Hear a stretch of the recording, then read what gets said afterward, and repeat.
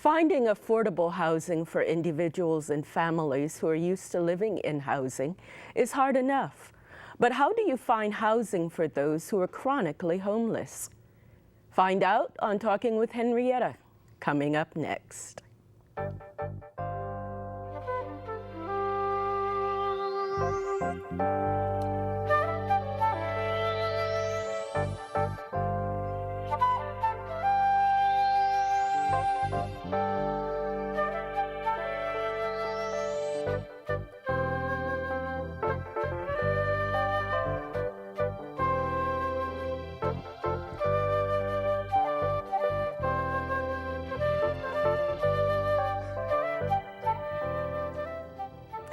Hi, I'm Henrietta. Welcome to the show. The latest statistics show that homelessness in the U.S. is reaching epidemic proportions, affecting Americans of all ethnicities, ages, religions, whether in suburbs or in urban areas. 1 in 7 risk going to bed hungry, while nearly 4 million people sleep outside, under bridges and cars and parks, in doorways or elsewhere. On this show, I'll talk with 3 guests who work directly to find housing for the homeless. Seated to my far left is Shireen Champion, who prefers to be known as Mother Champion. She is the Director of Outreach and one of 3 case managers for Project We Hope, a nonprofit organization in East Palo Alto that works with the homeless. Beside her is Taisha Deldridge, who is the community collaborator and the health care for the homeless manager for the Ravenswood Family Health Clinic. Seated to my right is Helena Walton, who is the Director of Programs and Services for Project We Hope and the President of H. Walton and Company. Well, thank you so much for joining me. I'm glad you could be here. You heard me say that homelessness in this country has reached epidemic proportions. Have the 3 of you noticed any increases in homelessness? Most definitely. I've noticed it in the influx of clients that have come to our doors. We are trying to service them as quickly as possible, but we're having a hard time with finding the affordable housing and the other pieces that kind of complete the picture of them becoming more self-sufficient. Taisha? Yes, I have to agree. The demographics of the homeless have changed a bit. We have a lot more working class homeless. I know clients come to the shelter after work. They come to the clinic, they like the later hour appointments because they are working, but they just can't afford housing. So they are trying, to work. Some work 2 jobs and still can't afford an apartment here. They sleep at night in the shelter? Yes. Are they individuals, single, or families? A lot of individuals, and I've come across recently moms and children that are over 18. They don't qualify for the family shelter because the children are over 18. So they're considered both singles, but mom is, as if it was me, I would have my child with me also at that age. So it's a little difficult placing them, so you find them in the single shelters versus the family shelters. Taisha just now said that she sees more working homeless. What's your experience? Mine is a little of both. We have the chronically, actually we have like 5 different categories.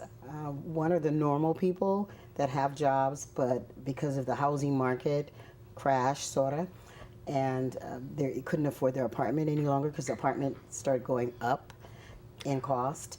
And then we have the chronically ill, the chronically mentally ill, and then we have the adults that have substance abuse. So a lot of problems came from, the last 5 years, and then some of the problems we already had, but they became more apparent because more of the people started having those problems.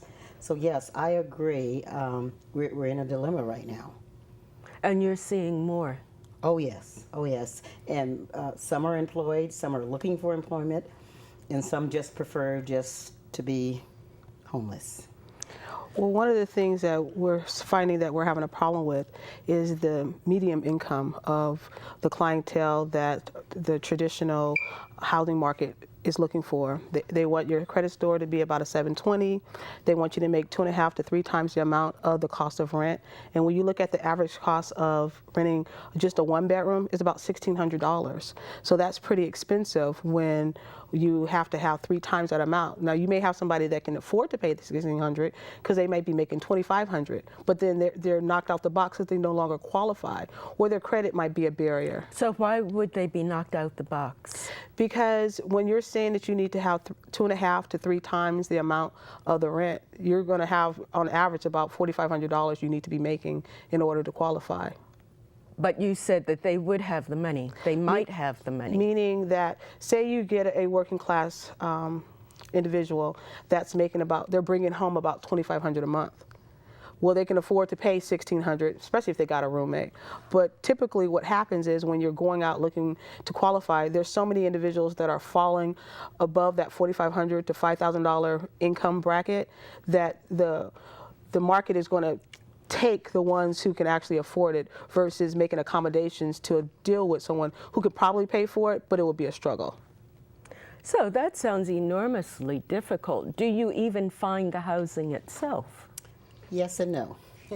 Sometimes you can find the housing, but if the person is coming in with a voucher, a lot of the managers are really they're not aware of how to process a voucher. Now talk about a voucher. What's a voucher? Well, there's all different categories. Helena, that's kind of like her expertise. So basically, the vouchers that we provide through our shelter and through our collaborative partners will be the Shelter Plus Care is that it gets processed through our HOT team. The HOT team is a collaboration of community organizations and some county organizations that sit at a table and we deal with the chronically homeless, meaning a homeless client that has had 3 to 4 episodes of homelessness in the last 2 years, basically, who are dealing with a disability or mental illness. So those are the clients that are geared for those particular vouchers. That's a lifetime voucher. I believe they just recently changed the name this year, about a month ago, to permanently supportive housing. So a voucher is what? It's a subsidized program through the federal government or through the county. That entitles the person who has it to what? Partial payment of rent or 30% of rent? It depends on which voucher it is. So we have some vouchers that are income based. So no matter where your income is, you just pay 30% of the subsidy. So say your rent is $1,400, you would pay 30% of whatever your income is, not the amount of the housing requirement. So if say I made $200 a month, I would pay 30% of the $200. Now, you were just now saying some of the managers, apartment managers, can't deal with the voucher system. For some reason, whether they be familiar with it or they just do not, they'll say no. And even if you look on Craigslist, you'll see what the rent is, what the cost of the apartment is, and they'll say, and we do not accept Section 8. Well, I think that's primarily because there is a negative connotation that's associated with a voucher system. They're looking at how theoretically the voucher process has worked in the past, and they're not familiar with the new systems that have been put in place in order to provide landlords with incentives, with that a lot of the vouchers come with case management, so there's someone actually watching them, that there's a criteria to actually obtaining a voucher. So a lot of times, like we have the Section 8 moving to work voucher that's available now through the county. With that particular voucher, it's a 5-year voucher, but it comes with case management. They have to have goals. They have to meet their goals in order to stay in compliance with the voucher. And if they don't, they lose their voucher. So that's an incentive program when a landlord finds out it's not traditional Section 8, where you might have gotten someone who's habitually been on drugs, who has AOD or things of that nature, severe mental health, that they're not being watched and they're going to bring down the credibility of their establishment. So the person might be watched and they might be supervised, but it still sounds like a headache to deal with. So how do you explain to the manager that this is not a problem? Okay, some of the cases that we've had, we try to integrate on our first meeting with the manager, the client that we have, and show them that they're normal, that they could come in and they could take care of their property, they can go to work, and they can do just like everybody else. It's just the voucher, which is guaranteed money, will be taking care of the apartment cost. Now, does that mean the government's going to pay the rent? Yes. Automatically? Yes, and you can process it one or two ways. The client could pay their portion, and then they get a check from the San Mateo County. The housing authority. Yes, and that's how that works. So is that convincing for most of the managers? If you can develop a relationship, and that's what we try to do first, is before we tell them about the voucher, we show them, okay, and then we explain it. And sometimes when the manager was saying no, then he might or she might say, all right, you've convinced me. So that comes to play with the landlord education process, where we inform the landlord that, for instance, last week I came encounter with a particular landlord, and we asked, would you be interested in finding out more about the process? And he said, I actually would. Thank you. Oh. And so and that's how we find them. We never, even if you look on Craigslist, if you're looking at a housing opportunity, one of the ways that you actually penetrate the market is to actually build a relationship with the person that you're trying to negotiate with. So you wouldn't, it's not a phone conversation. It's a face-to-face encounter to say, hey, here I am, I'm a real person, you know, and we're one of the individuals that are working with these clients. These are, like Taisha said, these are working class citizens. These are not oftentimes the individuals that are being able to access the vouchers is because they just cannot make it on their own without the voucher. So this is a short-term subsidy. It could be a HRP voucher, which would allow the clients to have 3 years, and then there's some allowance after that if they're needing more time. There's a self-sufficiency voucher, which is for families through HIP housing, that would allow them 1 to 2 years to get on their feet.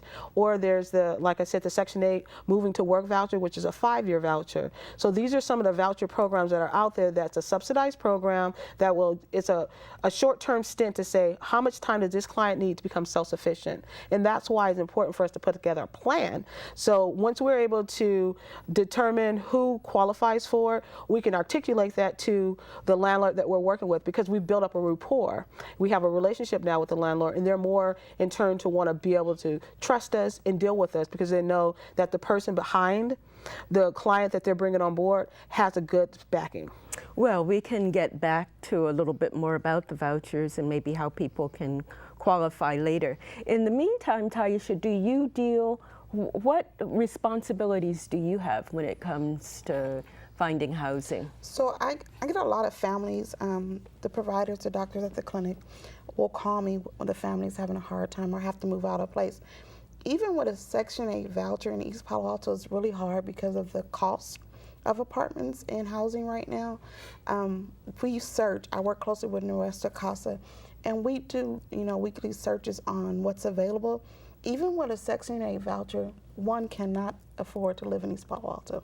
The 2-bedroom voucher right now, I believe it's $1,870. 2 bedrooms in East Palo Alto are $2,200. Yeah. Now, that's the voucher that subsidizes the rent. Yes. So if the person is working and can possibly make up the difference, does that matter? In certain cases, because they're allowing you to pay the difference. But if you're a family of 4 and you're barely making it, maybe you make $200 too much to receive food stamps, you really can't pay any extra over the 30%. So I get families who are finding a rock and a hard place, because I want to move, I need my own place, but if I pay majority of my money to rent, I won't be able to pay for gas to get to work.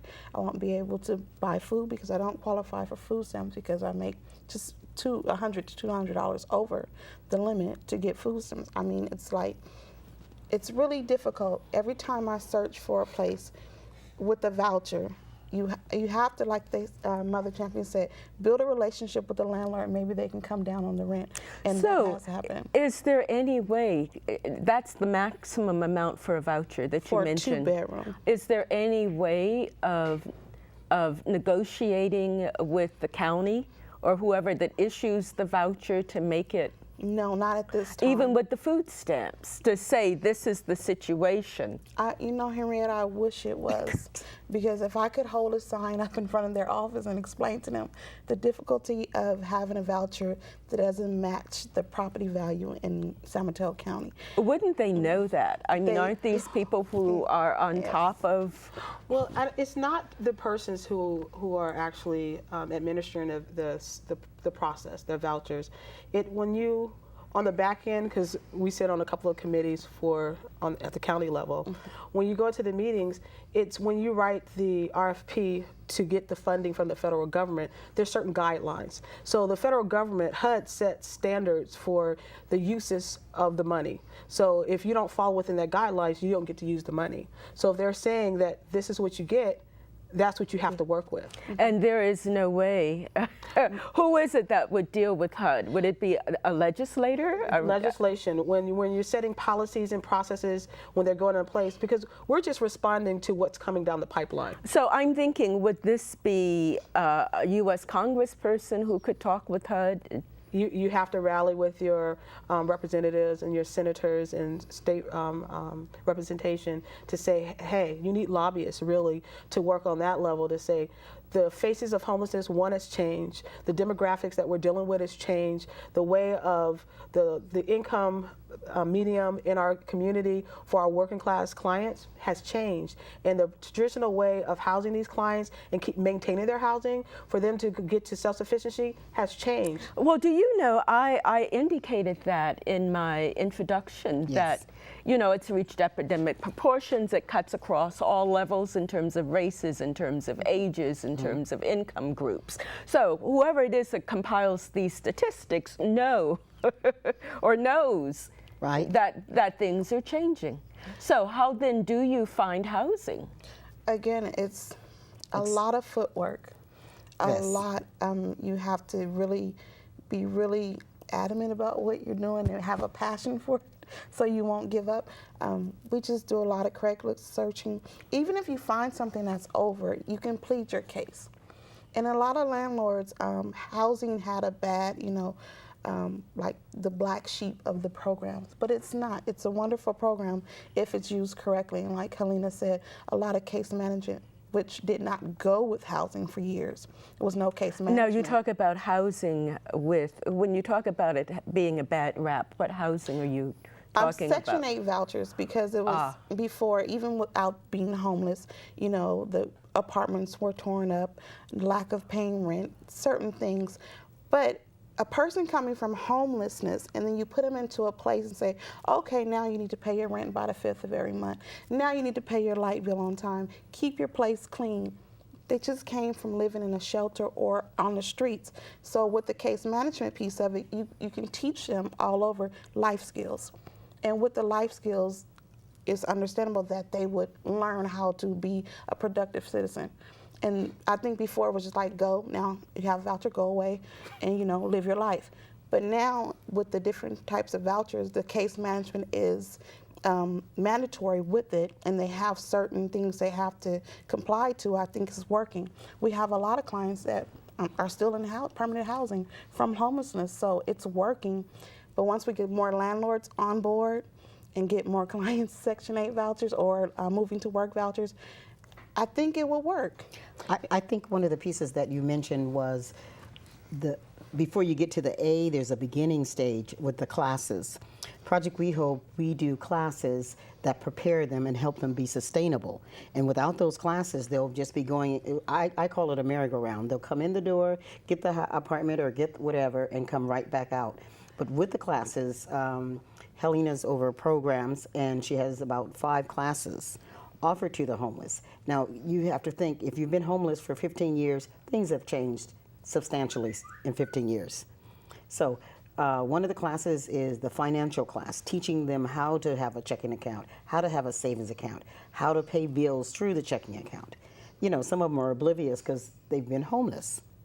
There was no PG&E. There was no setting money apart for food or whatever, the different payments they have to make on a month-to-month time. And then another class was?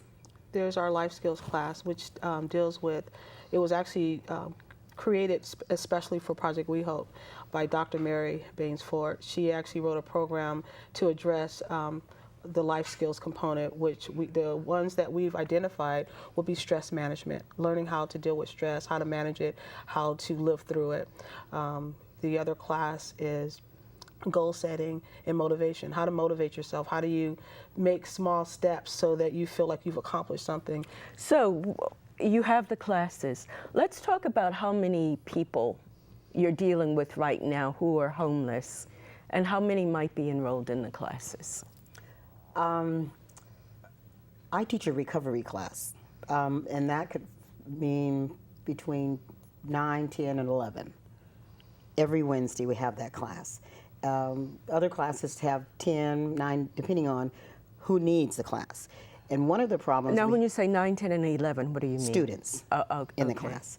Another problem that are homeless, we've found mothers wanting to reunite with their children. Well, sometimes they have a court mandate that they have a parenting class. So we're getting ready to start that. Now, what children are these and what mothers are these? Are these immigrants or are these battered women or who? These are our mothers that for one reason or another got involved in something and an incident happened and CPS came and took the children. And or that's the Child Protective Services. Exactly. And then the court mandated if you want your child back, then you have to take parenting classes. Well, you can't get housing or with one, you can get one bedroom for yourself, but if you need 2 or 3, you need to have the class before you get the home. So that's another process. So do you need to be working?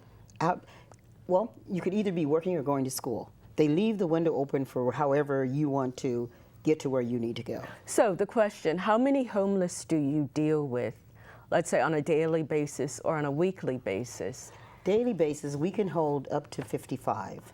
So you multiply that times 7, that tells you how many we have per month or per week. And then you multiply by 4, and that tells you what we have per month. Okay, and how many are enrolled in classes? So on average, we will have between 9 to 13 students. We have a of the 55. Yes. So there's different classes that happen on different days of the week. So it could be depending on which class was identified during the triage process when they enrolled. So the classes, most of the classes are geared for our supportive housing clients. So there's 30 of those supportive housing clients. The rest of the spaces are open for our emergency clients, and those are the ones that will go through one of the core agencies, like Taisha's agency will go there, and they have each of the core agencies in the city, and there's just 2 outside of the city. They all have 3 vouchers apiece to give out to help service the client, the need on a day-to-day basis. Okay, so during the week or during the month, how many of these, or within a quarter, do you think you've actually helped to find housing? In the I've did 2, and only 2 in the last. And these not vouchers. In the last quarter? Yeah, this was renting rooms. 3. This was just renting rooms because we have some houses in East Palo Alto that rent rooms. So they have to have an income, of course. And then, a property. I just came across a woman who has a house. She was doing the veterans home. She decided she wanted to do senior homeless. So she contacted me. So she's taking senior homeless. So houses are just, randomly in East Palo Alto, they take clients. So I got 3 beds in the last quarter. I believe we've housed this year probably 17. 17. Mm-hmm. In permanent housing. In permanent housing. So we have a family. We started off with 2 individuals who, she became pregnant, had her baby. We were able to get her an HRP voucher. And so an HRP voucher is a housing readiness program. It's a 3-year housing voucher through the Housing Authority. So they were able to move about 2 months ago into their permanent housing situation. The baby and the mother. The baby, the mother, and the father. Any of them working? Well, they both, actually, they're my star pupils. Now that you mention it. So the father actually, he looked a little rough, his exterior, so I got his permission to share his story. He looked really rough. So to look at him, he looked kind of hardcore. So when I first met with him, I asked him, I said, so what would you like to do? Because we're putting together a goal. Let's set some plans here. And he was like, well, actually, I would like to go to culinary school. And I was like, oh, good. We have Job Train, which is in the community. They offer a culinary program. He was like, well, I was kind of thinking of Le Cordon Bleu. And I was like, Oh. okay, we'll go with that. So I brought my laptop over. We were sitting together. He had his fiance with him. And I got on the thing and I said, well, I called up and I said, I would like to set up an appointment. I set up an appointment. That was like on a Wednesday. The appointment was that Monday. I took him down there. We went through the process. We went through the application process. I went through the interview with him. He gave me permission to sit in with him on the interview. And it was beautiful. He had a record. So he had a couple of felonies. And when the administrator left the room, he's like, should I check it? Should I not check it? I said, check that box that you have the felonies, because we can help you if you disclose it. But if you don't, then they can't trust you. Yes. So he was like, especially if they find out afterwards. okay. So he checked the box. He's like, I'm not going to get it. I said, shh, don't worry about that. Let's keep the pace, okay? So we went through that process. He was accepted. It sounds like he went through the goals class where you set the high goal. Yes, that was a high one. Well, for me, I'm a firm believer that whatever you want, you get it. It's everything. If you want it badly enough, you'll find a way, right? The universe will fall into place for you to get it, if it was for you to have. And so for me, I never try to suffocate somebody's dreams or their desires. If he wanted Le Cordon Bleu, he will be graduating this coming up next spring in the degree program, so he can actually own his own restaurant. Oh. So he went through the complete process. He didn't just go to get his certificate. He went through the degree program. They send me monthly. I'm subscribed to him, so they'll send me monthly updates. He has videos. He's like part of the teacher's pet. When he first came to the shelter, he would come in his gear. He had a little hat. He got his knives, and we had to lock those up.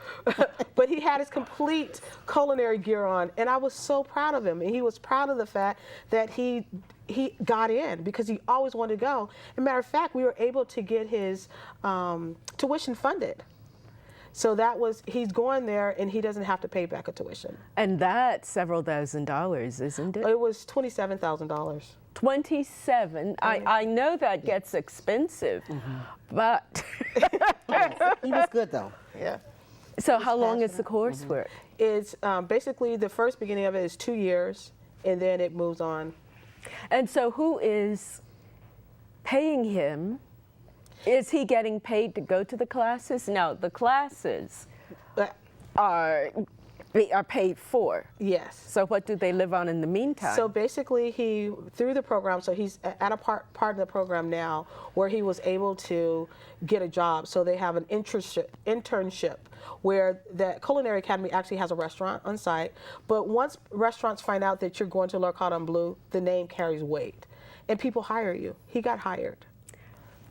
Yes. Well, that is really a success story, and we're going to have to kind of publicize it more. Oh, yeah.